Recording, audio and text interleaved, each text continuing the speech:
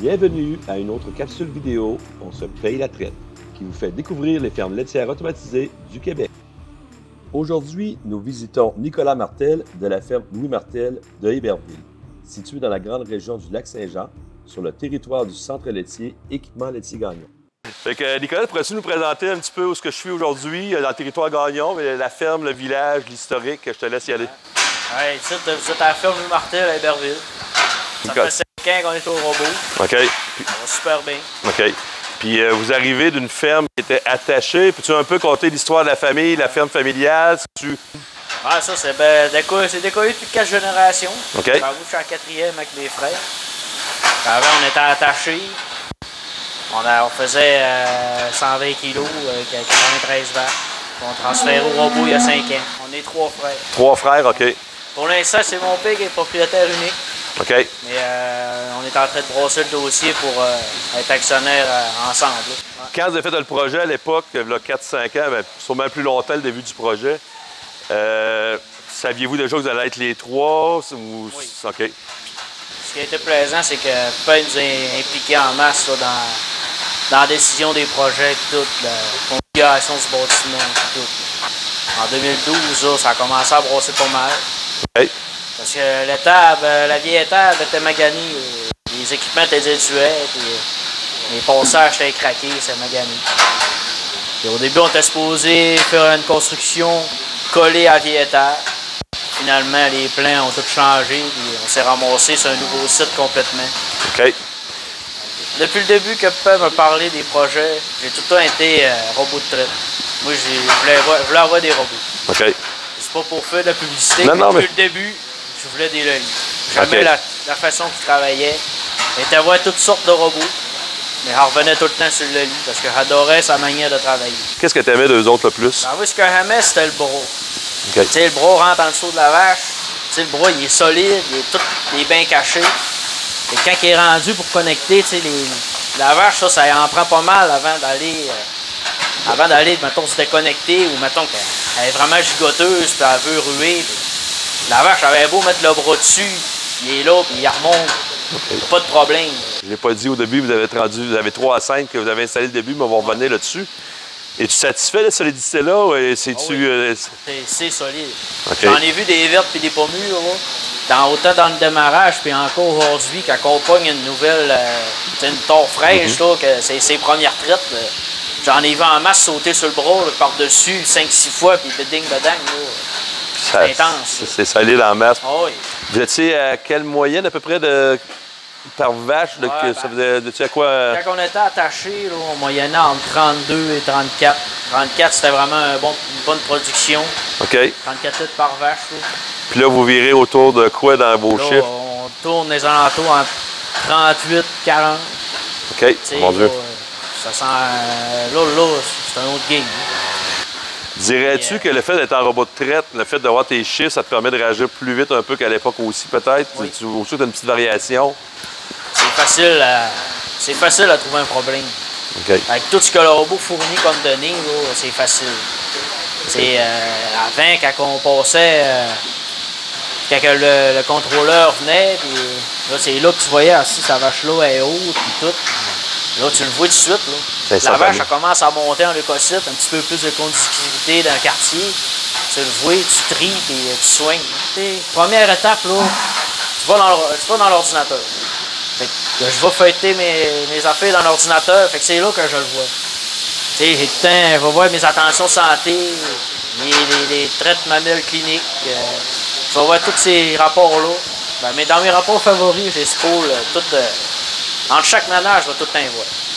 Il y a quelque chose de pas correct. Tu le vois, arrière droit, il y a un quartier qui est plus haut en conductivité. OK. Ça, c'est toutes des données que le robot te donne? C'est tout fourni par le robot. C'est facile, là. Tu vois, là, OK, la 40 est haut. Quand tu arrives dans l'ordinateur, tu tries ça. Tu vas voir la vache, ça ment pas, là. On est souvent là, fait qu'on le voit aussi avec nos téléphones. Fait que c'est facile à voir. Là, OK, celle-là... Tu vérifies souvent ton rapport, toi, c'est ta stratégie souvent là, fait que je vérifie le rapport. Okay. Je vérifie mes rapports, puis je le lis sur mon téléphone, fait que c'est facile à voir. OK. Je vais revenir un petit peu reculer une couple d'années. vous avez une configuration en L qu'on appelle chez Lely. Donc, vous avez deux robots qui se suivent dans le fond. Puis, une vache peut rentrer dans un des robots, puis aller suivre dans l'autre robot pour aller se trier en arrière. Ouais. Puis, vous avez un L, un autre robot. Cette configuration-là, vous l'aviez vue où? Pourquoi vous avez décidé de choisir ça? Ouais, nous autres, on l'a vu quand on a commencé à travailler les plans, c'était avec l'ingénieur. Hey. Lui, il nous a montré plusieurs plans, mais nous autres, on a vu le modèle. Lui, il disait, ce modèle-là, c'est le modèle économique. Économique, ça a allumé une lumière. OK. Fait que rendu là, c'était de la personnalisation. T'sais, le plan était déjà préfait, mais nous autres, on l'a modifié. On a, là, il nous avait montré un plan d'une table en L de 150 pieds. Ben là, nous autres, ça nous prend tant de logique. Je vais avoir, c'est tant de robots. Fait que vous êtes satisfait de ce choix-là. Présentement, oui. Ça travaille bien, là, le 3 rangées, l'aide d'alimentation. C'est une configuration que j'aime bien. OK. Vous soignez avec un mélangeur mobile. Oui. Combien de fois par jour? Une fois par jour. Une fois par jour? Oui. L'été aussi ou vous êtes capable l'été aussi? L'été aussi. OK. Dans l'arrière-robot, qu'est-ce que vous mettez comme animaux? Vous avez quand même un arrière-robot assez grand, mais c'est pas juste arrière-robot, vache-vache de robot de traite. Qu'est-ce que vous mettez en arrière de votre robot par là-bas? En arrière, on a l'hôpital. OK.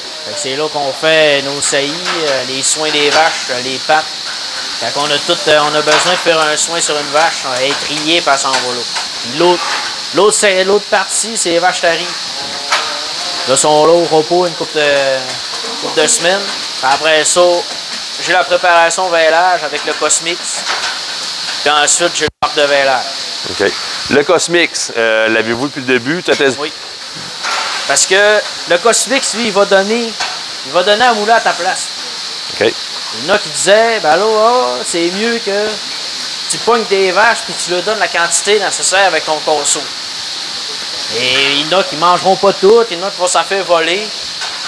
Mais au Cosmix, ça, c'est contrôlé pile poil. X nombre de temps, tu dois X nombre de quantité selon quelle vache. C'est ça. Fait que la vache, mettons qu'elle va là, elle a droit à 3 kilos, je dis ça, je dis rien. Un chiffre approximatif. Ben, elle va manger 1,5 kg. Elle n'aura pas 3 kilos pour avoir tombé dans la mangeoire. Mais c'est tout le temps. C'est graduel, OK. C'est graduel. Okay. Comme dans un robot de traite. OK. Fait que ça y va graduel, une petite poignée là, une petite poignée là. Quand la vache à part, ben, il n'y a pas de reste. Si elle ne veut plus le restant, ben, ça n'a pas tout mangé son 3 kg dans un repas, elle peut y retourner. T'sais, ça communique pareil avec l'ordinateur. Fait qu'elle y retourne, il va y retourner encore. C'est le même logiciel d'un table. Quand je vais dans mes tables d'alimentation, j'ai l'option Cosmix, puis là, je peux rentrer mes tables. On parlait de Cosmix, mais Cosmix, quand même moins connu un peu des fois chez Lely. Ouais. Tu m'expliques un peu ce principe-là, comment ça marche, ton petit Cosmix, c'est quoi la machine? On a notre petit clos, j'ai mes 11 vaches en préparation vêlage, plus ceux qui sont dans le clos. Les deux ont accès? Les deux sections ont accès, c'est une barrière pivotante là. OK. Et j'ai pas besoin de m'occuper de donner la boulée aux vaches. La préparation, ça gère, la vache elle y va, ça a droit, il en donne. S'il n'y a pas droit, elle a tout mangé, il en donne pas. Elle se fait éclairer, mais ça travaille assez bien. Fait que tout simplement avec une petite barrière comme ça, tu es capable de gérer deux parcs. C'est ça, deux parcs là. Pose d'un bord, pose de l'autre. Puis tu as juste un ingrédient, c'est tout le temps le même ingrédient pour tout le monde. Le même ingrédient, préparation vêlage. OK. Fonctionne avec les médailles aussi. Oui. Est-ce qu'on va avoir une? On a-tu la chance d'avoir une passée? Ben tabarnouche. Oui, bien, mettons aussi. On a payé comment? On a payé comment? Ça, c'est à la doyenne, ça. Elle dit ça, c'est vous, merci de m'avoir amené. Là, on l'a tiré attaché, j'étais déjà vieille, puis elle est encore. Tu l'as tiré attaché? Oui, là, on l'a tiré attaché. Puis elle est solide, puis elle va bien encore, ça vache là. Tout bon, et voilà, Cosmix, simple de même. En plus, on a eu la chance d'avoir la doyenne. La doyenne! Bon, tantôt, on parlait qu'on allait voir quelques petits trucs à la ferme, puis j'ai jamais vu, ben moi j'ai déjà vu, mais j'ai jamais vu c'est quoi nettoyer un robot. Le monde, c'est pas long, peux-tu me montrer un peu ça ressemble à quoi une séquence de ça? J'ai 3 robots, ça me prend 10 minutes à peu près à laver. 10 minutes à laver? Tu sais, c'est plaisant, une machine, au prix que ça vaut, c'est le fun quand c'est propre. Ça travaille. Une machine propre, ben, ça travaille pas mal mieux. Le laser, c'est important de le nettoyer, tu sais. Il faut que ça soit propre. Okay. Ça prend 10 minutes, là, la petite mousseuse. Ça, c'est une petite mousseuse. Ça, c'est un produit que C'est un petit produit qui est vendu chez Gagnon. Ça a l'air bien. C'est pas trop fort pour le robot, pour le métal, tout ça. Tu fais ça souvent? C'est à toutes les fois, tu mousses comme ça un petit peu? Okay. Toutes les 2 fois par jour. Toutes les ménages, on est là. Puis là, je vois tes vaches rentrent en même temps, puis tu peux faire ça à travers, t'es pas obligé de tout bloquer, tu peux t'en aller, non, tu fais ça à travers. Tu sais, j'arrête jamais les robots pour ça, à moins que... Vraiment le bout qui sert du laser, là, qui est en train de connecter. À moins que je veuille faire mes calibrations. Tu sais, les calibrations, ça fait partie d'une job aussi, mais quand je fais mes entretiens, là, tu sais, c'est un petit entretien, c'est rien qu'un peu de nettoyage. Oh oui. Mais quand c'est le temps de changer mes brosses, mes tétines, là, je fais tout. Quand j'arrête le robot, je ne l'arrête pas pour rien. Là, je change mes tétines, je fais mes calibrations de tétines, de laser. Après ça, les calibrations, talonnage, tout ça. OK. Après ça, quand tout ça est fait, là, repais souplé, puis let's go. OK. On va prendre la mitaine qu'il y a là. C'est laser qui est là, OK. T'envoies un peu d'eau là, un petit peu de liquide, tu nettoies. Bingo. Hein? Nettoie ça comme il faut dans un coin, c'est réglé pas plus long que ça. Un robot de fête. Tu sens-tu plus libre, mais ça valait-tu la peine? Tu me disais dans tes points, votre point principal, c'est que vous étiez loadé là-bas, donc c'était votre premier move, c'était ça pourquoi il fallait changer. Mais est-ce que du point de vue qualité de vie, temps personnel, vous avez gagné quelque chose que tu dis, oui. Ça fait une grosse différence, oui, non? Coupe d'exemples. La qualité de vie, on a gagné beaucoup. Là. On dirait que tu as moins de poids sur les épaules, moins d'obligations. Tu as encore des obligations pareilles, mais tu sais, juste le stress de, hey, tu sais, faut aller tirer les vaches, là. Tu sais, là, t'as pas ce stress-là, tu sais que, tu arrives le soir à la maison, tu arrives de bonne heure, tu sais, quand t'as une famille, t'as des enfants, c'est plaisant, tu sais. L'horaire est plus flexible. Tu sais, on est capable de se prendre des fins de semaine sans problème.